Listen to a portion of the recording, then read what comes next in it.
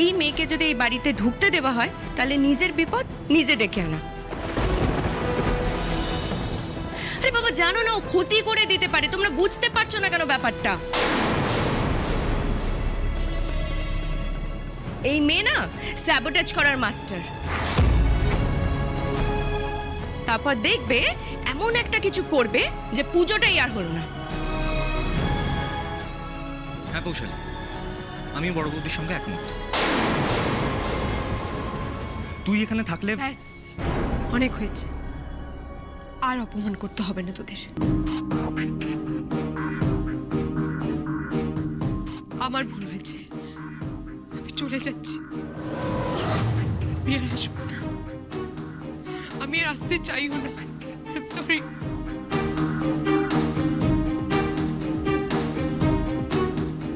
বড় বৌদি সবই ঠিক আছে, কিন্তু কথাগুলো এত রুডলি না বললেও হতো। শোনো সাগর, যা করেছি বেশ করেছি, একদম ঠিক করেছি। এই মেয়ে এটারই যোগ। আচ্ছা ঠিক আছে, হয়ে গেছে তো, চলে গেছে, কাজ করো।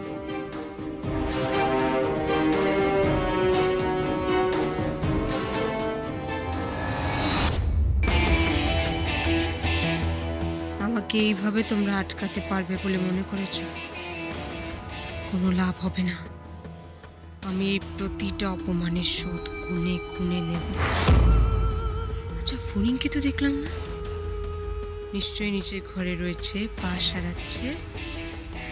ঠিক আছে, আমাকে পুজোয় থাকতে দাও বা না দাও, আমি ফরিনের ক্ষতি করবই।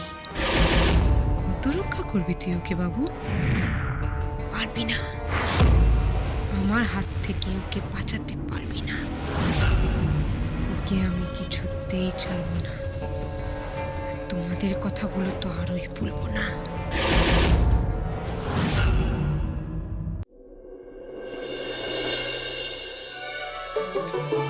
ব্যাংকবাবু, ও ব্যাংকবাবু, বড়দিদি তোর একটু উপরে আয় না রে।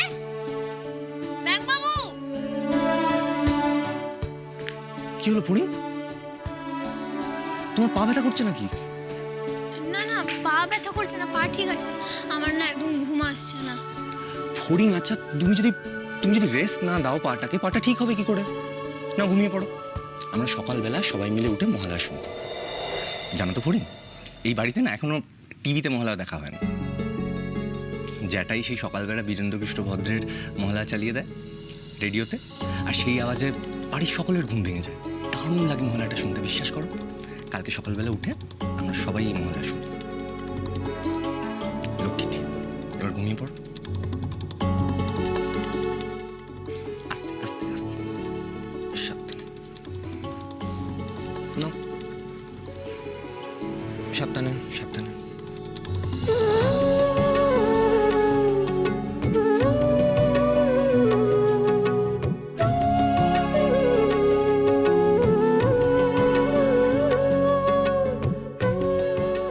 তোমরা সবাই তো নিচে বেশ মজা করছো, সবাই নিচে কাজ করছে, আর আমি ঘরের মধ্যে একা একা বসে আছি। কেন? আমাকে একটু ধরে নিয়ে গিয়ে নিচে বসিয়ে দিলে এমন কি ক্ষতি হতো? হ্যাঁ, পায়ের যন্ত্রণাটাও আগের থেকে কমে গেছে। বড় দিদি, মেজ দিদি, বড়দা ভাই, মেজদা ভাই সবাই নিচে রয়েছে, কাজ করছে, আর আমি একা বসে আছি। ও ব্যাংকবাবু, আমাকে একবার নিচে নিয়ে চলো না, আমার একদম ভালো লাগছে না এরকম ঘরের মধ্যে একা একা থাকতে। একদম পাকা মিনা ফড়িং। ঘুম যদি না আসে একটা কাজ কর, এই কুলোগুলো রং কর, আর এই যে ঝুড়িতে সুন্দর করে কাপড়গুলো লাগা, বুঝেছিস? বাবু এটা ওদিকে রাখো তো। শোন না, আমি আর মেজো না কাজ করতে করতে একদম হিমশিম খেয়ে যাচ্ছি, একটু হেল্প কর না সোনা। তোদেরকে হেল্প করবো বলেই তো নিচে যেতে চাইছিলাম। না সোনা, হেঁটে চলে অত হেল্প করতে হবে না। তুমি যতই বুদ্ধি বের করো নিচে যাওয়ার, ওটা কিন্তু হচ্ছে না, ঠিক আছে? আচ্ছা ফড়িং, তুই রং কর না এখানে চুপটি করে বসে। আর হ্যাঁ, একটা কথা কিন্তু মাথায় রাখ, পায়ে কিন্তু কোনোভাবেই প্রেসার দেওয়া যাবে না। সত্যি বাবা ফড়িং, এবারও যদি তুমি কথা না শোনো না, এবার কিন্তু আমি তোমায় বকবো। আচ্ছা, তুমি এত ইন্টেলিজেন্ট একটা মেয়ে, তুমি তো সব বোঝো, আর এইটুকুনি বুঝতে পারছো না যে তোমার পায়ে যদি বেশি চাপ দাও, তোমার পা কিন্তু একেবারের জন্য খারাপ হয়ে যেতে পারে। আমরা সবাই মিলে তোমায় বোঝাচ্ছি, তাও তুমি শুনছো না। শুনছি তো কথা, বুঝতেও পারছি, কিন্তু সবাই নিজে একসঙ্গে কাজ করবে আর আমি ঘরে বসে একা একা এগুলো তো রং করবো, ভালো লাগে বলো তো? আরে বাবা, ভালো লাগবে না মানে কি? ভালো লাগালেই তো ভালো লাগবে। আচ্ছা তুই বল, তুই যদি ভালো করে খেলতে না পারিস তখন ভালো লাগবে? বোকা মেয়ে একটা।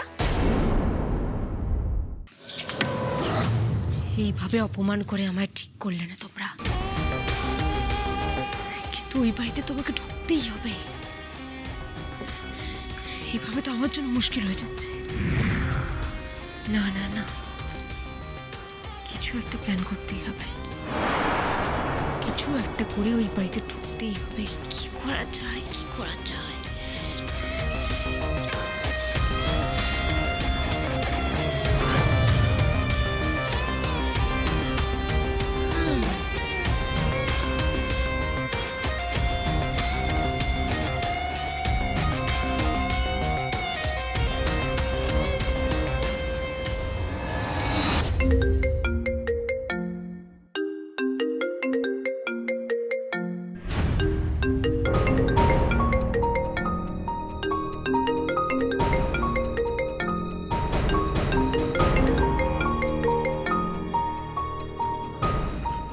হ্যাঁ পৌশালি বল।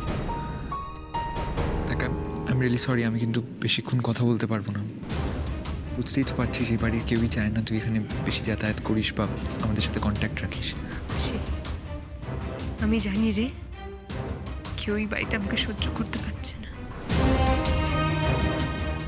কি ভালো ছিল না পুরোনো দিনগুলো, কেমন একটা হয়ে গেল সবকিছু। আমার একদম ভালো লাগছে না। সবাই কত ভালোবাসতো আগে আমায়,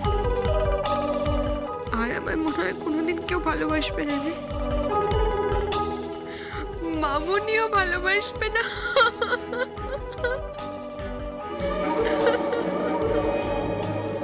কি আর করা যাবে বল পৌশালি, কিছুটা তো তোর দোষেই হয়েছে আর বাকিটা সিচুয়েশনে। এখানে আমি কেন, আর কারোরই কিছু করার নেই। কাঁদিস না। তারপরেও একাধিকবার আমি ক্ষমা চেয়েছি, তারপরেও কেন করছিস বলতো তোরা এরকম আমার সাথে? দেখ, তুইও জানিস তুই আমার ছোটবেলার বন্ধু বলেই কিন্তু আমি তোকে এতটা অ্যালাউ করছি। মানে আগের দিনের ঘটনার পরও যে আমি এনিওয়ে, দেখ আমি তোকে বলছি তুই একটু ধৈর্য ধর। তুই তো সত্যিই পাল্টে গেছিস। মানে বারবার যখন এই বাড়ির লোকেরা তোকে দেখবে তুই ক্ষমা চাইছিস, তুই সত্যিই রিপেন্টেন্ট, ওরাও আস্তে আস্তে ফিল করবে, তোকে অ্যাকসেপ্ট করবে। কিন্তু তোকে এখন একটু ধৈর্য ধরতেই হবে। আই আন্ডারস্ট্যান্ড, কিন্তু কি করবো বলতো সাগর, আমার না খুব কষ্ট হচ্ছে।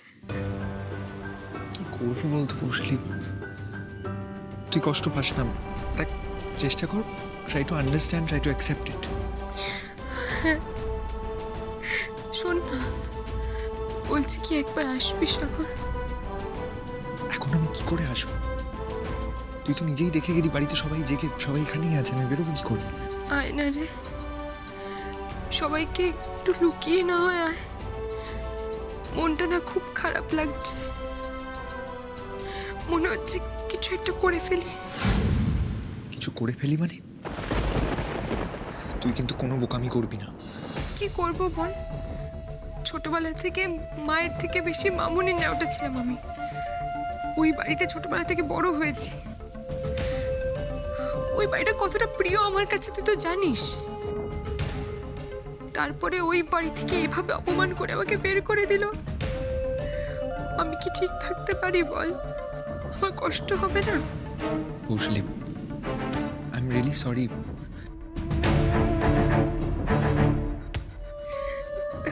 সাগর একবার আয় না প্লিজ, প্লিজ একবার আয়। কাল যদি কারোর সাথে আর দেখা না হয়, প্লিজ একবার আয়, প্লিজ।